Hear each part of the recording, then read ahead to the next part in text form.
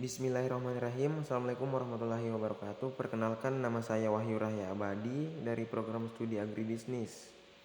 Kali ini kita akan membahas tentang perusahaan multinasional. Ayo kita simak sampai selesai. Nah, yang pertama itu kita masuk ke pengertian perusahaan multinasional. Perusahaan multinasional atau multinational corporation adalah perusahaan yang mengembangkan diri di pasar internasional dengan mencoba hadir di berbagai kota penting di hampir seluruh penjuru dunia. Perusahaan multinasional juga didefinisikan sebagai perusahaan yang memiliki usaha atau perwakilan di banyak negara dan memiliki pengaruh kuat dalam politik global dikarenakan kemampuan finansial yang berkecukupan untuk mempengaruhi ekonomi sebuah negara.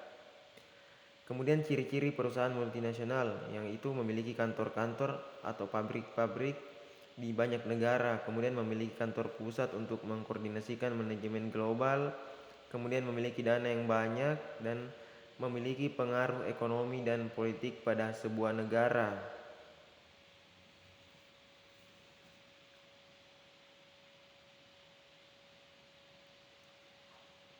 Dan yaitu kita masuk ke contoh perusahaan multinasional.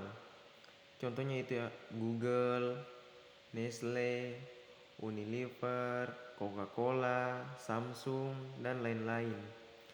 Adapun motif dari perusahaan multinasional yang pertama itu mencari bahan baku mentah, yaitu bahan baku yang terbatas di negara asal. Kemudian mencari tenaga kerja yang lebih murah dan ingin mendapatkan selisih keuntungan yang lebih dari negara asal. Contohnya VOC yang datang ke Indonesia dengan tujuan mengincar rempah-rempah dari Indonesia untuk diperdagangkan. Dan yang kedua itu mencari pasar. Keterbatasan pasar lokal, kemudian jumlah penduduk dan kebutuhan negara lain. Kemudian meningkatkan jumlah keuntungan, contohnya seperti Coca-Cola yang membangun pabrik di Indonesia agar mendapatkan penjualan yang lebih. Dan yang ketiga meminimalkan biaya, yaitu meminimalkan biaya produksi, mengurangi biaya tenaga kerja. Contohnya perusahaan Toyota membangun pabrik di Indonesia dan mempekerjakan warga lokal karena biaya tenaga kerja yang lebih murah di Indonesia. Dan yang keempat, perkembangan teknologi. Keterbatasan teknologi di negara asal.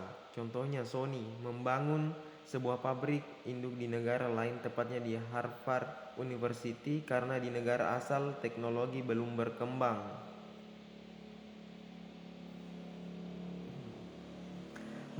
Dan yang terakhir itu tingkat keamanan. Kebijakan politik dan tingkat keamanan negara asal tidak terjamin.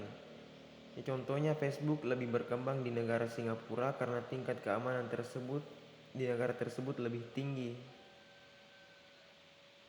Baiklah, itulah tadi penjelasan singkat dari saya terkait dari perusahaan multinasional. Terima kasih.